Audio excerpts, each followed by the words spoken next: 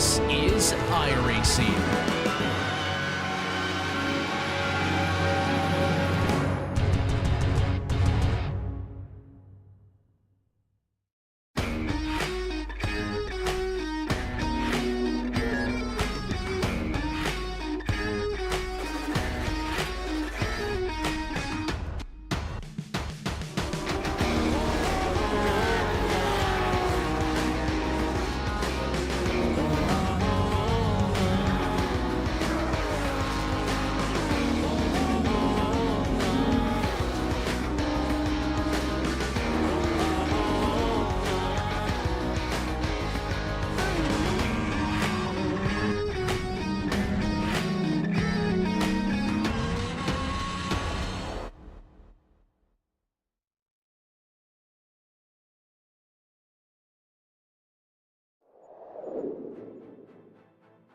Two races remain, and similarly, two drivers are in mathematical contention. However, Scott could yet seal his title tonight. We'll find out if he can as we get ready to watch round 11 of the Porsche Owners Club Series. You'll see it all live here on the Global SimRacing Channel. I am Joe Peak, and with me in the booth is Alex Goldschmidt. Behind the scenes is our director, Daniel Costello, and he's using cameras provided by Dougie Beard. Mugello is a track unlike most modern circuits with its long, flowing corners. Let's get a closer look at it with our track guide. Welcome to Autodromo Internazionale del Mugello. Only an hour north of Florence and owned by motorsport royalty Ferrari, this is a popular Italian track. With a short layout consisting of 7 turns and the GP layout having 15, the full length runs about 3¼ miles, or 5¼ kilometers. It weaves through the Italian hills with pretty much nothing but long, sweeping corners. It makes for spectacular views for spectators and drivers, but difficulty in nailing overtakes. The main spot for that will be into the first corner of San Donato. From there, a climb up through a series of corners that switch back and forth eventually plunges down through Casanova and Savelli. This is where speeds pick up greatly, and the compression up through the first Arrabbiata brings you to the blind crest of the second. Things finally slow back down just a bit with 2 final hairpins at Corientaio and Buccini. Make sure you get the exit right on that last one. It's more than a kilometer run down the main straight. This track was built in 1973, but has seen continual improvements and has hosted the Italian Grand Prix for motorcycles for many decades. In recent times, it finally saw an official round of the Formula One Championship in 2020. With the virtual version now arriving on iRacing, fans from around the globe can experience this breathtaking romp around the Italian countryside. Alex, this is a fast track, so it's going to be fascinating to see how the drivers get on here. Yeah, especially coming out of Buccini at turn 15, you've got a 0.7 mile straightaway, which leads into a dip over a blind crest, then into San Donato. I mean, it's going to be fast, it's going to be flowing, but that big, long start-finish straight, I mean, we normally associate Mugello with MotoGP based in the Tuscany region. It is going to be a true test for the drivers. I mean, 6 corners to the left, 9 to the right, 15 turns, runs clockwise. Anything can happen, but you've got to be very careful at turns 1 to 3, especially going through Luca and Boggio Secco at turns 2 and 3, because the barriers are not that far to the inside of turn 3. And one wrong move, if you're on the inside, you get turfed out, you're straight into the barriers. Yeah, definitely not something that you want this late in the season, that is for sure. But we'll talk some more about that in a second. In the meantime, let's also mention our sponsors, which includes Porsche. There is no substitute. Find out more at Porsche.com. And Top Gun MG, helping financial advisors be the best of the best. Contact them today at TopGunMG.com. That's TopGunMG.com. So as we take a look at the championship situation, Dylan Scott is up on top, as I mentioned. Bolton behind by 23 points. Don't forget that they have the drop weeks involved. And by my maths, which you can't always rely on, if Dylan Scott finishes second or better today, that should wrap it up no matter what Bolton does in the final round. Dustin Heindel can't reach either of them. So at the highest, he'll finish in third. Still an impressive one this season, considering he's only had a single podium at this stage. and hasn't been on otherwise, just has been very, very consistent out there with his finishes. But Jad Duncan, of course, coming out with the win last time out, puts himself up into fourth and is on a climb. And he could yet still go a little bit higher. We'll have to wait and see what he does today to really kind of get a figure on where he'll wind up. Federico Del Toro, only 2 points behind him, could also play a factor in that fight. And also, he got a nice little tussle there between Rondeau and Leclerc. Only 2 points for that 7th position separating those two. But that's, of course, the GT3 standings. Alex, why don't you give us the rundown on the GT4s? Well, with the way that GT4s stand, Christopher Marciniak, all he needs to do, he's pretty much wrapped it up with 2 rounds to go. He just needs to finish tonight, and that's it, guaranteed. Jim Garamani might have a mathematical chance. Well, he doesn't really have a mathematical chance, but he can try and close that gap going into the final round in Willow Springs in a couple of weeks' time. He's 51 points behind in second position. John Mamea has an opportunity to close the gap on Garamani. Larry Haas rounds out the top 4. Alan Watts in 5th, ahead of Adam Abrams, Matthew Hollander, and Doug Boccigioni, rounding out the 8 that have scored so far this season. But we have got a 50-50 split, 5 GT3s and 5 GT4s tonight, Joe. Which you can see are 2 classes here on our race details. This is the penultimate round of the season, and it's back to our sprint format since we ran the endurance format last time out. 50% fuel tank capacity means they will be forced to do a pit stop at some point during this race. However, they should not need tires during that, even though this is obviously a track that will eat up the tires. It's just not long enough a race and not long enough of a pit stop to really make sense out of that. 2 spare cars if they wind up getting damage. But I think the bigger problem around here is probably going to be the incident points, considering there is a number of places with paved runoff, as it looks like they've just finished up qualifying. So I suppose it's time to go through our starting grid, kicking things off, of course, with our GT3s. And Dylan Scott has done what he needs to do to start things, at least, with a pole position, faster than Federico Del Toro, actually, next to him, trying to challenge from that front row. Jad Duncan will start from P3. Bolton all the way down in 4th. That'll make it tough for him to turn this championship around, as Evan Gold rounds out your 5 cars in the Porsche 992 GT3Rs. Why don't you give us the rundown on the GT4s? So we head to the Porsche 718 Cayman GT4's Christopher Marciniak with a whopping 1.2 seconds advantage when it came to qualifying. Alan Watts will line up alongside him on the front row. John Mamea will be joined by Jim Garamani on row number 2, and Adam Abrams rounds out the 5 strong in the 718 GT4, the Caymans. So, but Marciniak's done exactly what he needs to do, but can Jim Garamani put the frightener on Christopher Marciniak that we've seen in rounds past, including the last 2 rounds, one at Road, what was it? I think it was Long Beach, one at Silverstone. So there they are, starting to grid up as we speak, Joe. Yeah, I have to say, I've been impressed with the way that he's been showing a turn in speed. Also, on that qualifying, I noticed that Momeyer, Garamani, and Abrams are all pretty tight back there for 3rd, 4th, and 5th. So even though it's not the largest of fields, hopefully that's a good sign that we might have a very good race out there. But this place, not really known for passing opportunities. Track position could be king today, Alex. Yeah, and it's also getting that wind up coming out of turn number 15 at Buccini. I mean, it's cambered to the left-hand side. There's a lot of elevation change here, you know, going up through San Donato, Lucco, and Poggio Secco, then through Casanova Savelli into Arrabbiata 1 and 2. You know, you're going downhill, there's cambers. So you've got to really have the car set up to more of a compliance, but also probably mid-downforce, especially with the GT3s. Because you don't, you know, these curbs can be quite hefty. That's a good point. You definitely don't want to clip some of the sausage curbs that they have at a few of the apexes around this circuit. And more than that, you certainly don't want to cut too far inside just to avoid any sort of slowdown penalty as well. There are a number of back and forth sections where you're trying to straighten that out as much as humanly possible.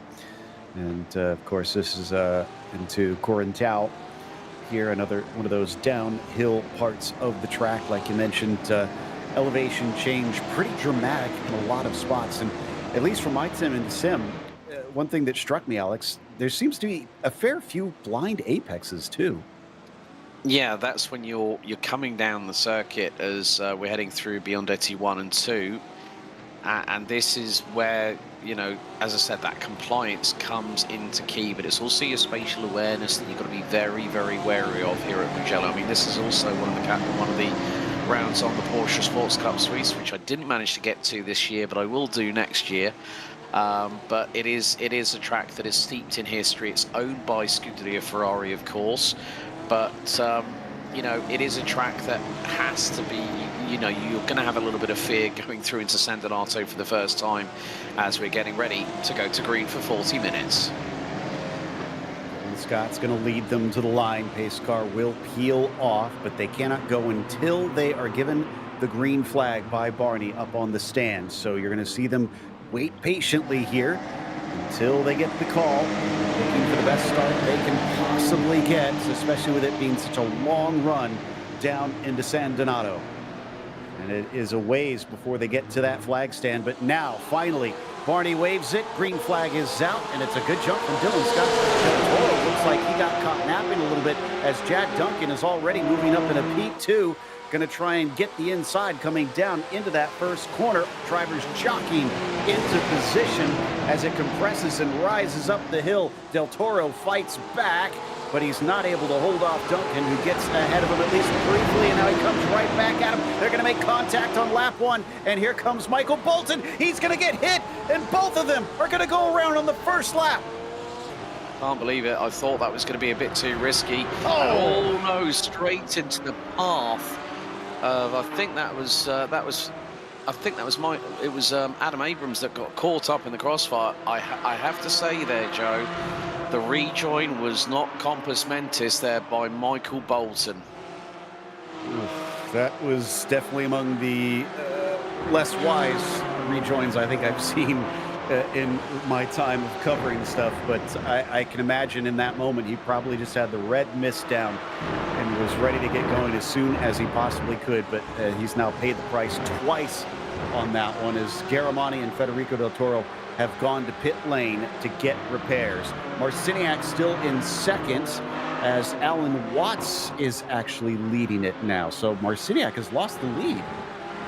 Yeah, my apologies to Adam Abrams. It was actually Jim Garamani that got his front bumper quite literally ripped asunder on that Cayman 718 GT4. So both him and Federico in the pit. Well, Federico's in the pit lane, but look at John Mamea. I mean, Christopher Marciniak has shown that consistency can win you a series, and you know, he just needs to get across that finish line. I mean, great job by Alan Watts, who's now 4th overall, leading the GT4 class as they come out of Buccini, and now across the line they will go. It's a 0.7 mile straightaway. It's one of the longest straights in modern day motorsport. You would normally associate this circuit with MotoGP. As over the rise they go underneath the Mugello circuit gantry, and then it's about measuring your braking point around about the 100-meter ball that they're trying to break the cars as the noses dip down. Marciniak to the inside of Watts as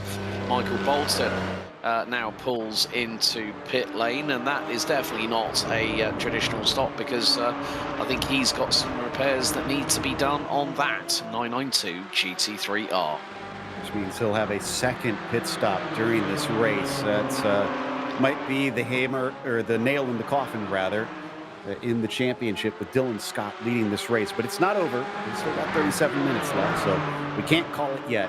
Alan Watts, you talked about picking your braking into turn 1. That's how he did that. We didn't get to see it because we were watching that fight in the GT3s at the time. It was just a beautiful start. Alan nailed it, had the inside over Christopher, and he now has used it to great effect, still leading this race. I think one of the things that we have to also say about Christopher is that he's very much the strategist in the GT4 side of things, that he doesn't go all guns blazing early in the race, and that helps with regards to tyre conservation. As you see how hard Alan Watts is pushing at the 225, I mean, he's got a gap of about 0.8 of a second, as they really are pushing at this moment. They've just gone through sector 1, and at the moment, well, sector 2, and well, Alan Watts on that particular occasion was over 3/10 quicker than Christopher Marciniak. So you can tell that Alan Watts is pushing. The gap could possibly be a little bit more depending on how he gets out of that final corner. They come out of Buccini once again, and you're going to see that Alan Watts able to stretch the legs on the 225. The gap is about 7.5 tenths of a second, and it's going to increase further as they come across the stripe. So 7 and a bit tenths of a second. That's going to come down as they go over the crest into San Donato. And John Momea, I have to give that man credit in the number 6. He is also keeping the 2 in front in the GT4 class. Very honest indeed. Yeah, great job by all of them, especially considering things got broken up at the start. Abrams, unfortunately, I think a little bit involved in trying to avoid that incident, is about 5.5 seconds behind. So he's got his work cut out for him. Dylan Scott, he's still leading, but Jad Duncan, who started this race from 3rd, now up to 2nd, is only about 1 second behind here on lap 3. So he's keeping Dylan honest in these early stages. Yeah, looks like Federico might have decided to call time on this race. I mean, in some respects, you could see that with what happened on that first lap incident going through into Poggio Secco, it was never going to be 3 wide. It would never be 3 wide on a month of Mondays. And it was just an accident that was just waiting to happen. And that's part and parcel of sim racing, as John Momea closing in really, really quickly on the back of Christopher Marciniak as they're making their way through Pelagio now into Correntaio before they break the timing beam at right now. So Dylan Scott once again is just putting in the quick laps. 1:46.937, fastest lap of the race, and he's extended the gap to Jad Duncan to around about 1.1 seconds, but Jad is pretty much not too far behind. He's a little bit quicker in the opening sector, but it's by fractionally not that much. Yeah, that gap has now come down by 0.5 second here. Jad Duncan doing a very good job as we continue to watch Momeyer versus Marciniak. And actually, John's got to run. Remember, these cars are going to give off a nice little toe. It's not the most extreme, but it's enough that this is a long enough straight. I think we could have a fight down into turn 1. We could start to see him pull up. Is there going to be a defense? No, he's going to leave the door open. Marciniak not going to cover him off. John's going to send it down to the apex of San Donato, and he's going to take P2 away. Well, the thing was, I mean, Christopher tried to defend John going to the outside line, heading into turn 1 at San Donato, and John just read the situation perfectly and made the move nice and clean. He's taken a little bit of excess real estate through the gravel, coming out of turn 3 at Poggio Secco, now into Materazzi, and then into Borgo San Lorenzo at turns 4 and 5. So the top 3 in this GT4 class. I think we haven't seen a GT4 battle for the race lead so close this season so far. Yeah, this has honestly been one of the better ones up towards the front. Usually one driver has tended to dominate. Frankly, most of the time that is Marciniak, except the last couple races, like you heard Alex mention, seems like the drivers have started to learn and reel him in. But we switch back to Jad Duncan. Once again, only 0.5 second behind Dylan Scott. Didn't make as much that last time. Although, no, actually, it looks like he was still much quicker, as the last lap for Duncan showing for me at 7/10 quicker. My goodness, and now he's right on top of him. Yeah, I think Dylan Scott knows that he will want to cap this off with a victory here at Mugello, but he knows that Jad Duncan bested him, obviously, with what happened at Silverstone 2 weeks ago in the last endurance race of the season. Jad Duncan now knows how Dylan Scott operates. They have been racing together here on the sim, and also, you know, that's one good thing about the Porsche Owners Club. It's about the fact that everyone talks to everybody. They all get on well as friends. And look at how close John Momea is to Alan Watts. Here it is, the battle for the race lead. Christopher Marciniak pulls the left-hand side of the start-finish straight. Momea, is he going to plant the car to the outside? He's going to give it a try. But Alan Watts will have that inside line for San Donato. But Momea's going to try and carry the speed around the outside. John Momea in the number 6. He's going to go a little bit wide out of San Donato and into Luco. He's going to get the inside line, but it keys up Alan Watts back through for the race lead at Poggio Secco, and here comes Michael Bolton with a head of steam. No surprise here, and they've got to watch their six, Vicky, as here comes the charging 127 round the outside at Materazzi. Yeah, and they're not getting any sort of blue flags because he's on the same lap as these cars right now.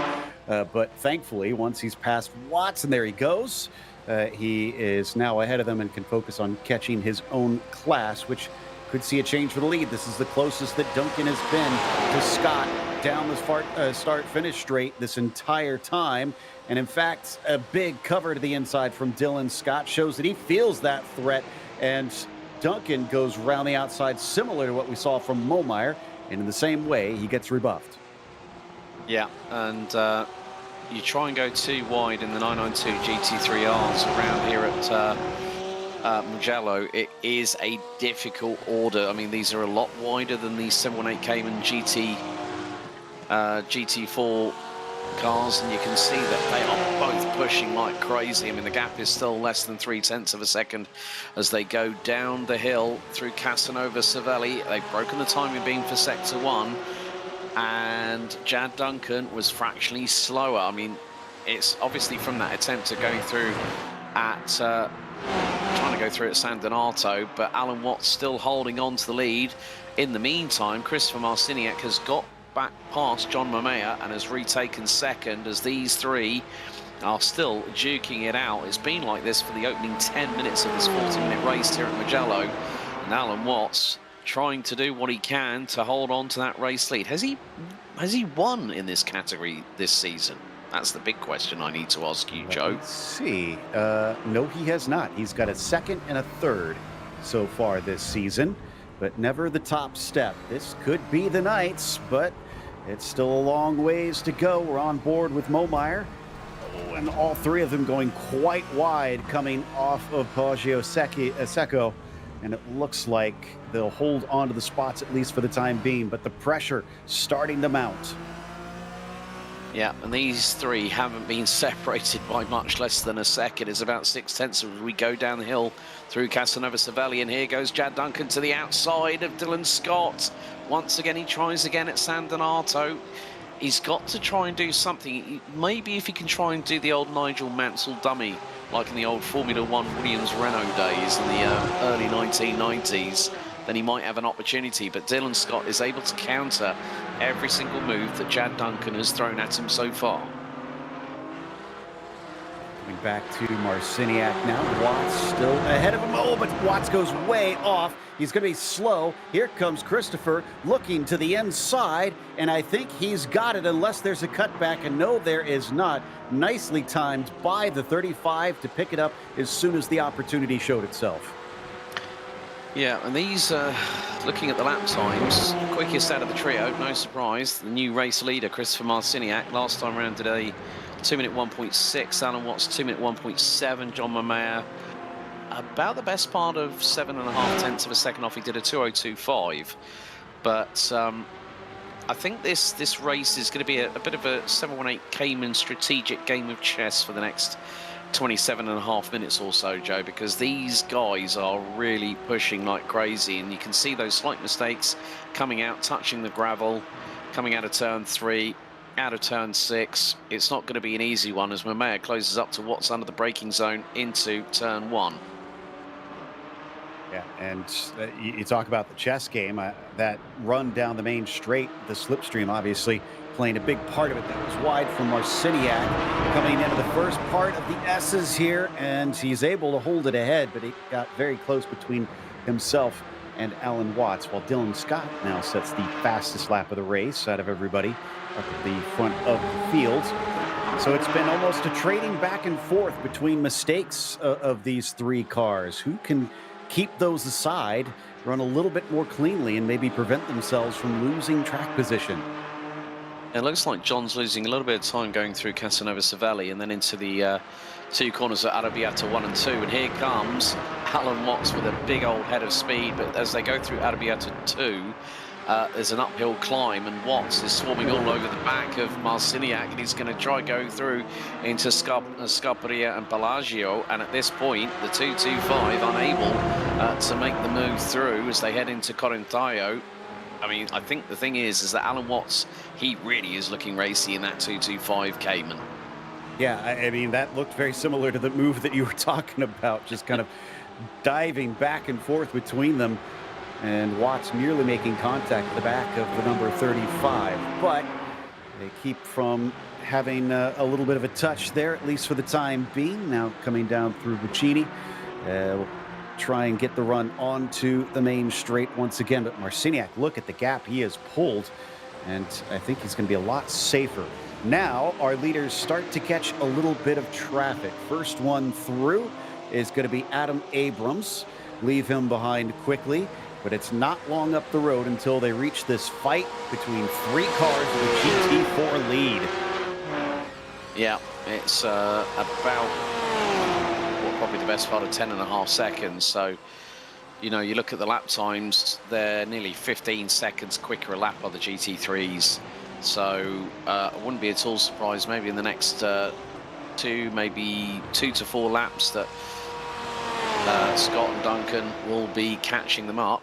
And also the fact that Evan Gold in the 370 992 GT3R keeping a very, very good hold on that third position. Of course, Michael Bolton is trying to push at the moment, but he's doing 147.9s at the minute. But when you're looking at the leaders, and they're both doing 146.8s on their previous lap.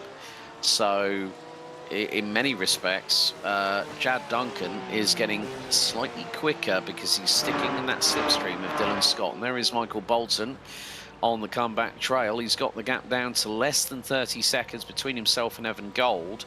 But then when we've got the pit stop phases, of course, the pit stop, the pit lane here at Mugello actually is slightly unusual in the fact that you've got a slight kink before you enter pit road. Yeah, definitely have to be careful about that and practice that pit entry, as well as try and make sure that you maximize that pit entry too. You do not want to give up time, since you're going to have somewhat of a straightforward run on your way down towards there. Michael Bolton with some work to do. And last time by, actually it was only, I'm showing only 1/10 faster than Evan Gold. That's not going to be enough for him to run him down. He needs more than a second a lap to try and make this happen. Looks like our fight for the lead, I think, has already been overtaken. And indeed, yes, both of our leaders in GT3 have already gone by our GT4s, but this opens up Watts and Mohmeyer to try and fight for second, with Mohmeyer around the outside of Alan Watts. Can he shut the door? He doesn't quite. He leaves him a little bit of room, and now he is fully passed. That was a great move by the six. Oh, as they make contact. Well, that's exactly a repeat of what John did a few laps ago as well. So he carried that momentum through, and after that slight contact, well, I think Alan's picked up a little bit of damage on the front end of his Cayman, so there he goes bye-bye into the wilderness, so to speak, behind John Momea. So that gap has opened up to the tune of about a second. But yeah, in the meantime, yeah, there was a big loss. I mean, Alan lost 1.3 seconds to Christopher, and John did a high 2-minute 1.0. So I think it's now a case of, you know, wait until the pit stops come, and when that happens, could there be a little bit of change in the pecking order? And that's going to be the difference. If Momea can pit on the same lap as Marciniak and maybe spend a couple of seconds less in the pit lane on his marks. So just put the fuel in, make sure you untick the tyre box just to be on the safe side and get out quickly. Exactly. It's not something that a mistake that you want to make, especially in this late in the season. Everybody should kind of have it down at this stage. This is Garamani on his comeback run, but unfortunately, he's still a full minute behind Adam Abrams and still trying to gun him down. Last lap, about 0.3 of a second quicker. Again, that's just way too little for him to make inroads. He's going to have to hope for a lot more if he wants to finish anywhere but fifth in his class today. Still proud of him for getting back out on track, not giving up, and trying to see what he can make out of it, because you just don't know what's going to happen until it's over.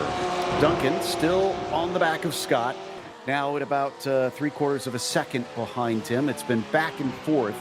At times, he has actually managed to get side by side And sometimes he's been as far away as 1 second. But what that 1 second, Alex, has been the biggest gap that we've seen, which is a good sign if you're Jad Duncan. You know that you've got the pace to keep up with him. Yeah, also in the development between Gold and Bolton, well, Evan Gold last time round did a 50.2, Michael Bolton a 47.6, and, well, looking at it this way, over the opening 2 sectors of this lap, Evan Gold lost about the best part of 2 seconds, so Michael Bolton has just done a 1:48.009, Evan Gold's last lap, 1:50.2, so 2.2 seconds per lap it's going down. So Bolton is throwing caution to the wind, let's say, here at Mugello, Joe, because he wants to try and get at least a podium spot, but it will be the case that if Dylan Scott stays where he is right now, that's it. It's game over for Michael Bolton for the for this season of the Porsche Owners Club Sim Racing League. And I was kind of watching Evan Gold to see how he's doing on my screen, and I think he is going through a bit of traffic, so that might explain some of the pace difference. We'll see if Bolton can do a better job kind of scything through the GT4 cars as we watch from on board Dylan Scott. And you can see on the rear view camera that Chad Duncan is still very much visible for him right now. But he's got another lapped car up in front, this time Jim Garamani. And he's kind of caught him at a bit of an awkward spot. This could be a place where he doesn't have enough straights to get by unless he gets some cooperation. Well, well, Dylan Scott just goes, right, hold my soft drink, and throws it around the outside, and so does Chad Duncan. So I think Jim just kept on the racing line, and that's one of the unwritten rules in multi-class racing, that if you are the faster car, you've got to make the move safely, but if you are the car that is the slower vehicle, you stick on the racing line, don't make any sudden movements, thereby traffic can be facilitated rather easily. So from that aspect, it's given a little bit of a boost, so to speak, to Jad Duncan, because the gap is still fluctuating between 3.5 to 0.5 of a second. So it is going to be nip and tuck between these two when they come into pit lane. I think the best strategy, if I was Jad Duncan right now, stick with Dylan Scott and jump in the pit lane at exactly the same time and try and have that race in the pit stop phase to try and get the overall race lead. I think you're right. With there just not being enough heavy braking corners, unless you get some traffic, it's looking like it's just a bit too tough to try and get by. Or he could get a good run like this. Now, is this close enough? Because we have seen him attempt it before down in the San Donato, but he had to do it around the outside. I'm pretty sure Dylan Scott's going to keep playing that game as much as he can. He tries to straight line it, which takes you to the left-hand side. Oh, but he covers a bit too late. The door was open. He gets his foot through. Now can he actually cross the threshold? He's going to be on the wrong side. Coming through turn 2 is Jad Duncan. Dylan Scott tries to send it in deep, sees if he can cut him off. No, he can't. He has to leave space at the apex. Dylan Scott will remain ahead, but boy, Jad Duncan got as close as he has this whole race. I think Dylan Scott had a bit of a fright, and he doesn't want that happening a second time. You know, as they say, Joe, once bitten, twice shy. And Dylan Scott will not want to leave that door open again like he did at San Donato. Of course, in racing rules, you can make one move and you don't move again, especially under braking, as we've seen in other racing series. But more to the point, that was a great bit of defending from Dylan Scott, parking the car exactly where he needed to. Jad Duncan, you have to give that man credit. He sent it like he meant it. And it was a case of, well, I've got to give it a try now, because if I don't do it, I've got to do it in the pit lane. And that is, with 17.25 minutes to go, probably his best strategy call, as we were just talking about a moment ago. That gap has now opened up again, as Jad Duncan would have lost time, having been caught up a little bit, trying to get through the San Donato and trying again through at Luco. You lose so much time if you're on the outside line going into turn 3. Yeah, I was mostly impressed with how he measured how much space there was on the inside, just barely getting there in time. And credit to Dylan Scott leaving him that space at the apex with such a late lunge, but it was fair racing. Oh no, Michael Bolton has now been given a black flag. I fear that may be for incident points, and boy, that really will do it in then.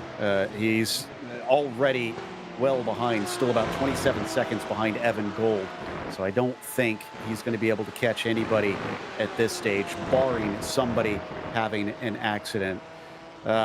This is probably not the way that he wanted it to go, but sometimes that's just how racing is. Just the way the cookie crumbles, but Jad Duncan right on the back of Dylan Scott for the race lead for just a brief moment. As they've just gone through San Lorenzo, they're going to cross the stripe for sector 1 and pretty much even Stevens on opening sector time, as Evan Gold now pits with just under 16 minutes to go. So Evans decided to do that, but we're going to have a look at the replay here of Evan, and oh, now this is coming through into Savelli.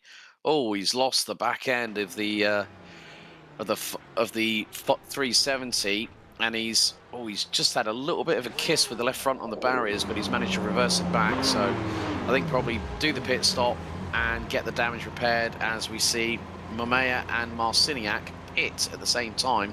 Meanwhile, Alan Watts carries on. Michael Bolton comes in to serve his black flag penalty, which is effectively a drive-through, as Marciniak out of the pit lane, and Momea lights up the tyres on the rear, leaves a couple of 11s on the burnout out of pit road. And there is Evan Gold repairing that. Well, he's had a black flag as well, so probably for speeding coming into pit lane. It was exactly that. I noticed that a little bit earlier, went and checked, and indeed he was just a little too hot into there. And I said you had to practice maximizing it. Well, I'm not sure that he practiced quite enough, unfortunately, as that will set him back. But the good news for him is, with Bolton having served his penalty, he'll probably still come out behind Evan Gold once he actually comes in and pits. Now we just wait on Alan Watts to be the only GT4 yet to pit, but Bolton, Duncan, and Scott still owe us a stop for fuel themselves. Yeah, and I think as the fuel levels go down in the 992 GT3Rs, I mean, Dylan Scott, you can see he's trying to really push hard. The back end looking a little bit loose on that 992 GT3R, whereas Jad Duncan looks, I said about compliance with regards to suspension and handling, and you can see that Dylan likes the car a little bit looser. He's able to swing the back end of the car out a little bit wider through the corners to carry the momentum through as they go through on John Momea, who is now about 3.4 seconds behind Christopher Marciniak. And John actually was on his marks in the pit lane for 14.3 seconds. Christopher just shy of 12, and total transit time, including staying on his marks in the pit lane, Christopher Marciniak was at 36.781, as Alan Watts has just been caught speeding in the pit lane going into pit road. Oh, well, that changes things a little bit. Alan probably going to come out well behind his competitors and maybe losing a chance to try and take a second place today. Third still looking like it's probably on the cards for him. And neither of our leaders in the GT3s are going to pit in this time by after overtaking a little bit more of that lap traffic. They'll go by Watts, who still stays stationary. Marciniak just went by. Momeyer went by. Garamani is, still well too far back for him to catch up to him. So Watts pretty much locking himself into this third place. Yeah, because he's having to serve that additional time penalty for the speeding violation in pit lane. And well, the thing is that depending on how long he's going to be in the pits for, he's in there for just over 60 seconds, and that gap is rapidly closing because Jim Garamani is now coming through Buccini at turn 15. So but the thing is that Jim has already been in the pits already for serving damage earlier on today, so he's now on his what's soon to be the end of his 12th lap on this stint. So whether when he brought the car in to get the damage repaired, maybe he snuck a few extra litres of fuel in to maybe hopefully get him to the end of the race, because we've still got 12 minutes to go here, Joe, as Jad Duncan and Dylan Scott continue their battle for the overall race lead. A good catch on Jim. I'd forgotten about that, but you're right. He pitted 12 laps ago and will definitely need a second stop to get to the finish here. In the meantime, 50% fuel. We have to remember that. That equates to somewhere roughly around 30 minutes most times in GT3 machinery. So with about 10 minutes left to go is about the mark we're expecting should be the end of the pit window. And, oh, is Watts been caught? Yeah, Jim Garamani is behind him. Now, hopefully Alan is heads up in this situation and knows that that car still needs a pit stop, so he doesn't need to race him. By the way, I think Dylan Scott just pitted in. And here's Alan. We've got a replay here. Oh, just loses the back end coming out of turn 3 at Poggio Secco. How did he keep that out of the barriers? No, he didn't. Oh. That's why Jim caught him up. So hopefully the car still handles okay, because it did kind of hit on the corner a little bit. But it seems to be going at pace, and Jim's not having the easiest time of getting around him. And again, if Alan is smart about all of this, he doesn't fight it too hard, and Jim should have to come in for a pit stop when all is said and done, which should continue to solidify Alan Watts with that third place. Meanwhile, up at the front, Momeyer's about 3.3 seconds behind Marciniak. So the battle for the lead isn't exactly super close, but still close enough that Christopher cannot make a mistake here at the end, or else he could hand it right back over. Now, damage on the nose. Well, I was going to say, are we going to see Garamani breeze past? But that's a bit of a moot point. Yeah, and also Dylan Scott has served his pit stop. So that's why Jad Duncan is leading by about 32 seconds, bearing in mind that Dylan Scott's time in pit lane total, including transit time, was just less than a tenth and a half shy of 35 seconds. So Jad has really got to punch at the throttle and go full bore on this next lap or so, depending on when he decides to pit. Is he going to put into pit lane? Yes, he does. But he's got to be on the anchors very, very quickly. 60 km/h speed limit. Gets into pit lane, and now it's going to be a race. Now, bearing in mind that Dylan was on his marks in pit road, Joe, on his box for just shy of 10 seconds. So Jad Duncan has got to make sure that this happens flawlessly, as Dylan Scott now coming through into Buccine and is going to have a head full of steam very, very shortly. Jad Duncan, is it going to be quicker than 9.9 seconds? No, it's more than 10 seconds, 10.2. And now he's going to crawl down pit lane. I think this could be the moment where Jad Duncan will come out of pit lane, and there is Dylan Scott. Jad Duncan could be into San Donato just ahead, and he is by a fraction as Scott. They've got John Momeyer just in front of that, compromises Dylan Scott. John gets out of the way, and is Jad going to defend going into turn 2? He's going to give it a try, cuts across the nose of Dylan Scott and holds on. Well, that was close, but Dylan Scott straight up the inside of Poggio Secco and retakes the lead with great... Oh, and there's drama for Jad Duncan. He must have lost the back end. There was slight contact between them, and Dylan has pulled to the side. He's redressing the position, but look at the damage on the nose of Jad Duncan. I'll be impressed if he's able to take it to the end in the lead, because he's not going to have straight line speed, and we still have 8 minutes left to go. But that is a bit of a shame. I mean, that was an impressive lap from Jad Duncan, because like you said, he was a little bit slower in his pit stall, but only marginally. So theoretically, he should have still come out behind him. But he must have just had a stellar pit lap. Yes, because his total pit lane time was 34.5 seconds. It was nearly 4 tenths quicker than the total time that Dylan stayed in pit lane. Okay, yes, the fuel window was a little bit longer for Jad, but with that front end of that 992 GT3R, the number 83 being heavily compromised, is going to give him chronic understeer in the corners. Of course, the front diffuser still, well, it's damaged, but it's still going to give some aerodynamic purpose. But that's the real shame for Jad, because that car is now a wounded animal. And Dylan, I think he's got one thing. I want to get past him on track. I don't want to do what I did at Poggio Secco, which was unfortunate, but now we're going to see how close Dylan Scott is. It's 2.5 tenths of a second. He's going to get a double toe, because you've got John Momeyer just up in front, I think. And they're going to pull to the left-hand side. Dylan's going to get the overspeed here going into San Donato.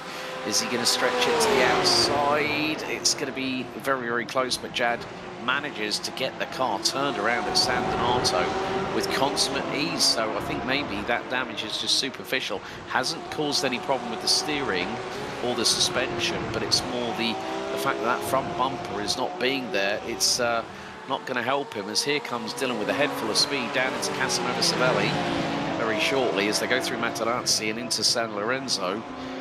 I think it's just a case that Jad's got to hold on for the next 6 and 40 minutes, but Dylan is not going to make it easy. He's hanging right behind him. Also, interesting note, Alan Watts has a black flag, but that is after I went and checked. He served another drive-through, so he must have had too many incident points. But then I think what may have happened is I think he went over the pit exit line as he was coming back to the track, and I think that gave him an unsafe pit exit penalty. So he's got to serve another one. He might yet still lose this position to Garamani.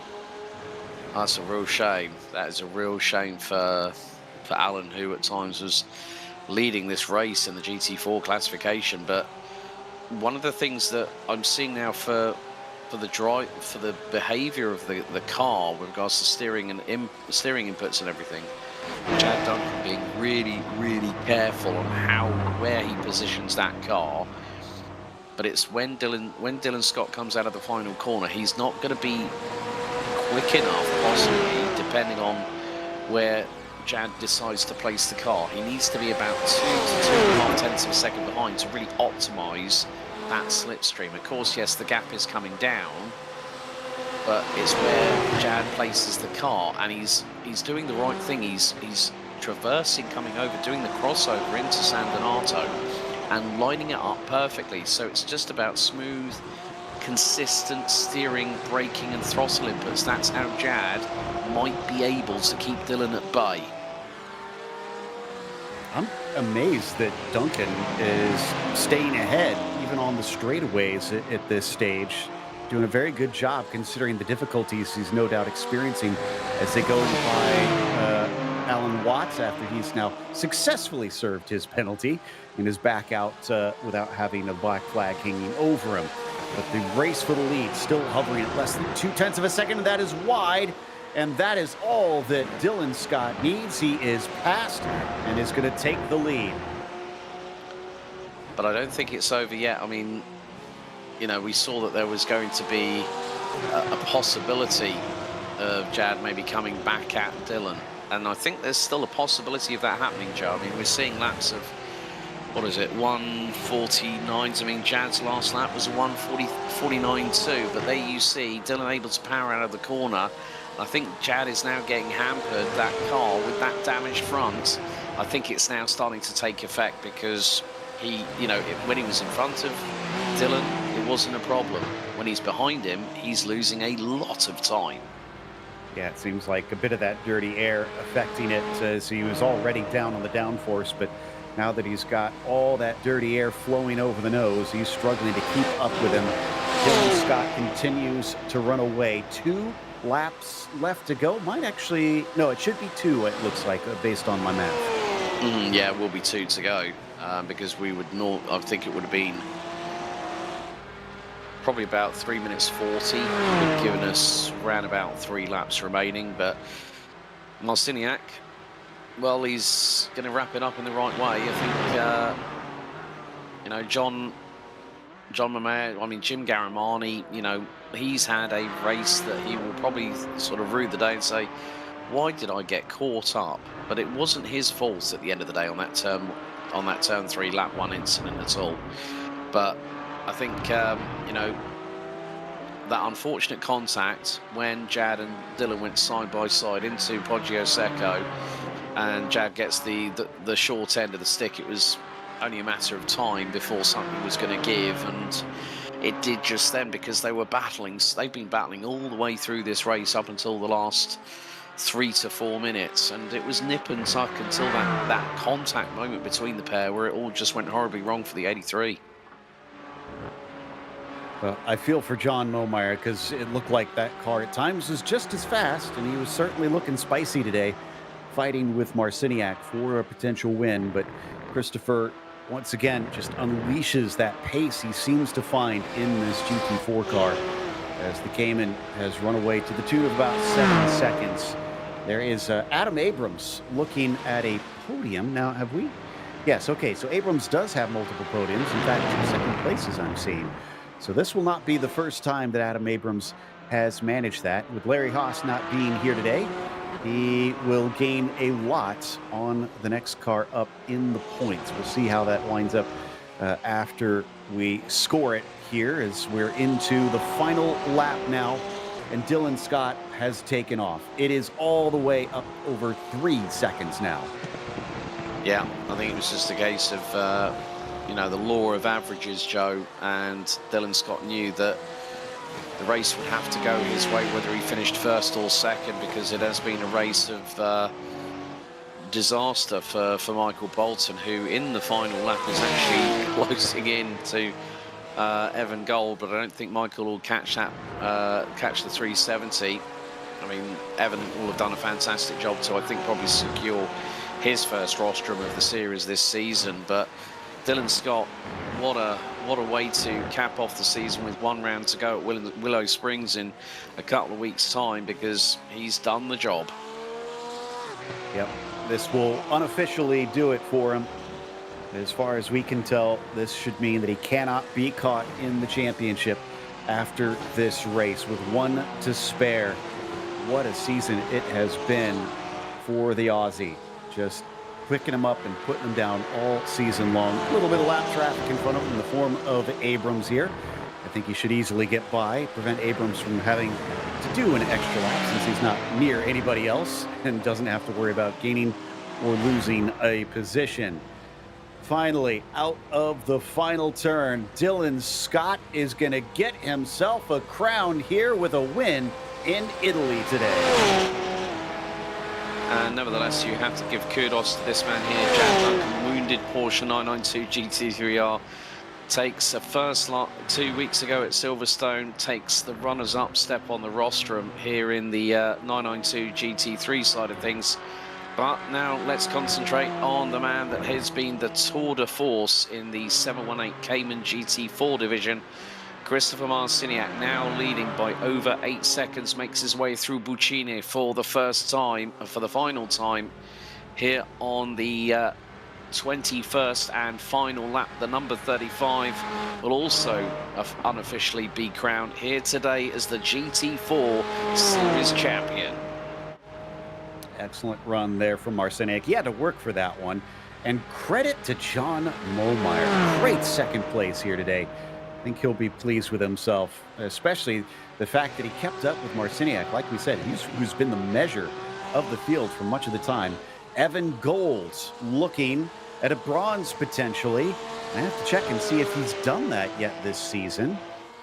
And the answer's no. Best finish he's had is an 8th place. So easily be his best of the season, even if Michael Bolton catches him, which is going to be close here. Michael gets to within about 1 second of him at the end, but that is not enough. Nice job, Evan Gold, to take a P3 his first time on the steps. That's a brilliant job there by the 370 as Michael Bolton crosses the line and ends up just 1.3 seconds behind. It was always going to be a race where either Dylan Scott or Michael Bolton would bring it to the line, and it just ended up being in the Australians' favour after all that. Well, we do still have one more race to go, but today's is over for now, and here are your finishing results. Dylan Scott taking the victory over Chad Duncan, with Evan Gold getting his first ever podium here in POC. Michael Bolton only 4th today. That's not the way he wanted this to wrap up, but like we said, sometimes that's just racing. Federico Del Toro, our only DNF of the day, finishing 5th of the GT3s. In GT4s, well, it's pretty much been wrapped up. Christopher Marciniak in the number 35, winner after 21 laps of racing by 8.2 seconds.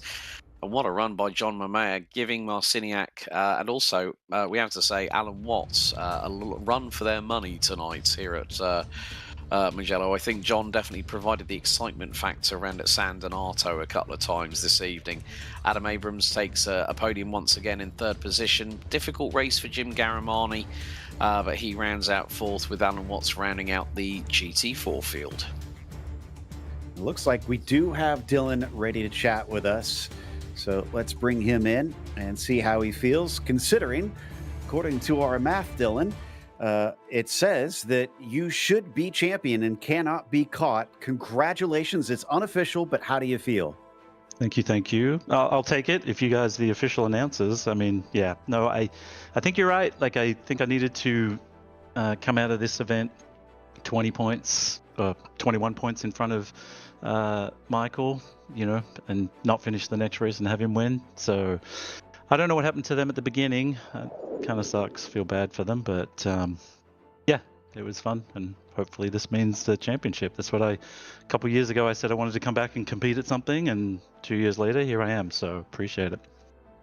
Indeed, and get yourself a title for your bother, which was an impressive run. I mean, getting here, what do you feel like it took to take you up that step? Because it definitely looked like there were times, such as today, where you had to fight pretty hard. Yeah, like a guy like Jad is always fast. I mean, I kind of, quietly look up to how he drives and how quick he is. He showed that tonight. We had some great battles. I knew he was going to go for the win, whereas I had to think about the win and the championship. We came together. Well, I thought we came together, but I went back and looked at the replay, and I don't think we actually touched. I think he spun on his own, but I wasn't sure, so I pulled up and I let him take the lead again. And I was, we were chatting about, just staying in formation, and he said, "Nah, don't worry about it. Let's just go race." So we went back to racing, but. It's a testament to the people in the club. To your question, it's the people in the club that have helped me to get faster. So, it's pretty much that. It's the people. It's the POC. It's the events they run. It's the people in the club that I have to attribute it to. So, yeah, that'd be it. Well, knowing that, looking forward, you basically get a victory lap when we go off to Willow Springs, sort of a home track for the club. Are you going to be there, and you looking forward to it? Yeah, should be there, as long as nothing comes up. I haven't driven Willow in, IRL in probably, I've got a 17-year-old now, so, in over 17 years. So, but yeah, home track should be a lot of fun. Nothing to worry about. Just go out and have fun and do some door-to-door racing with a good group of people.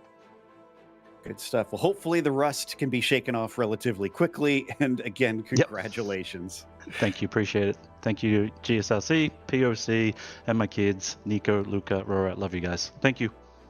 Dylan Scott, who is your winner today and unofficially your champion in the GT3 class. I believe, in the meantime, Alex has caught up with our winner over in GT4's Chris Marciniak. Yeah, well, Chris, you definitely had to work for that one tonight, didn't you, my friend? Yeah. That was a brilliant battle between you and John and Alan, and I think John was definitely throwing the Hail Marys around at turn one in the early stages. Yeah, that was great stuff. I really enjoyed that. I took to Mugello. I don't often see this in races and sort of in real life, and it's just a super fun track. I really took to it and had a lot of fun out there. Yeah, I think it just goes to show that when we have people like John and Alan who come back round after round, and you all get, the POC is a very close-knit community, and it's always great to see that, okay, yes, you've been so consistent, but to see the other guys in the GT4s start to sort of like battle with you, it's nice to have that little bit of an extra challenge, isn't it? Yeah, absolutely. I enjoy the competition, and tonight especially, it seemed like we were half the field, which was great. So kind of a GT4 show tonight as a change for a change, but yeah, a lot of fun with those guys. I think pretty much you've unofficially wrapped up the GT4 series crown with one round to go. I mean, of course, I take it we're going to see you at Willow Springs in a couple of weeks' time for the season finale. It should be a nice way to do a bit of a victory lap. Yep. Looking forward to that. Really worked hard and enjoyed my first full year at sim racing with the POC. And I want to thank just the support of my family who are over for Thanksgiving break and having taken a little break from that to come out to the garage and do some racing. Brilliant. Well, Chris, thanks very much for your time, and we look forward to seeing you in a couple of weeks' time at Willow Springs. Thanks so much, guys. So Big thank you there to Chris Marciniak, and I think Joe Peak. I think you might have Jad Duncan, our runner-up, standing by. Absolutely, I do. Jad, so we heard from Dylan. He said he was a bit on the fence on whether or not there was contact. You might be able to give a little bit of insight. Did it seem like the cars touched? Absolutely. Yeah, there was no doubt on that.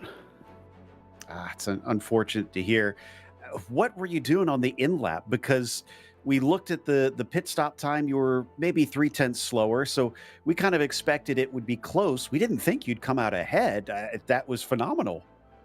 Well, I'd been saving gas the whole race because being in his draft, I could coast more. So I probably, well, you said I used just as much gas. So I did come in hot, and I don't know. And I did do a very hard push lap because I think I actually had a little more speed than Dylan. I just couldn't get around him and hold it. So it was a very fun race, though.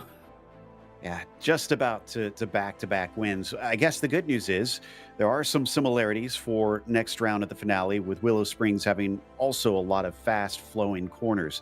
Do you think that's another one that'll suit you well? I do, because that's one of the tracks I've driven. I haven't driven very many of these, but I live by Willow and have done probably more laps on that track than any others. And something about having driven it in real life really does make it easier to see the nuances and elevation and camber and know how to drive it, I think. Well, I have good news for you. Dylan just said that the last time he drove it was 17 years or more. So you might have a bit more recent experience than him. Yep, that should be fun.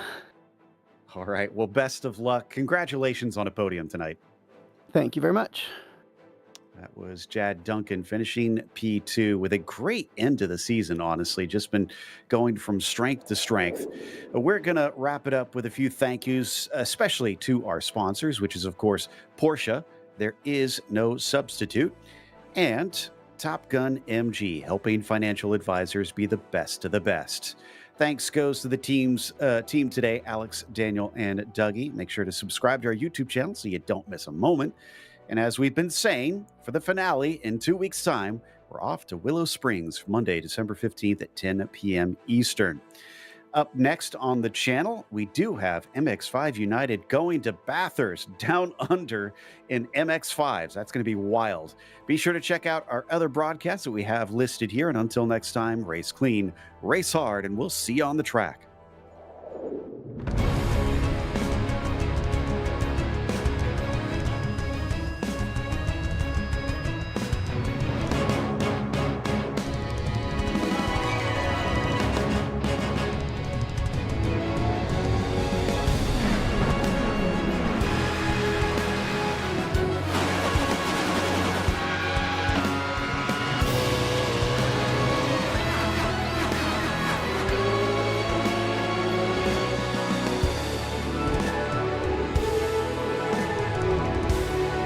This is iRacing.